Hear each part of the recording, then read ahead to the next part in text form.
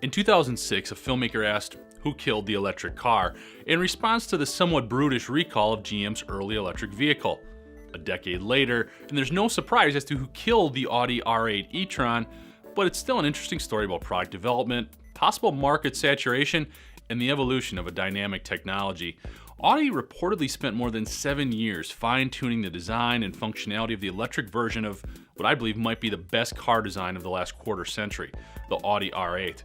After rolling out the e-tron branded version in 2015, the company built less than 100 of the cars. And looking at some of the key events of its short-lived existence, one has to wonder if Audi was more excited to create the car or kill it. According to Audi, demand was there, even though the company never actively promoted the R8 e-tron and only made it available in Europe.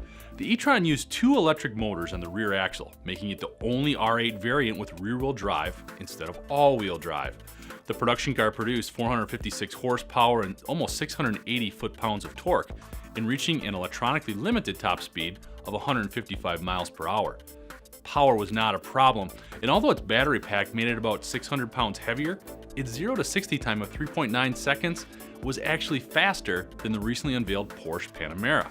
The 92 kilowatt-hour lithium-ion battery pack provided a range of 280 miles, which, while isn't great, is competitive with most electric vehicles currently being sold. That said, the e-tron seems to have hit the chopping block for 2 primary reasons. First, it cost a reported $1.1 million. That conflicts pretty harshly with reason 2. Audi is interested in selling more commercially viable vehicles. So instead of trying to compete with Porsche and other luxury brands for multi-million-dollar buyers, they're going to transition this technology to an electronic SUV based on the e-tron Quattro concept. The SUV would have a similar range of around 300 miles and even carry on the e-tron name. I'm Jeff Ranke, and this is IEN Now.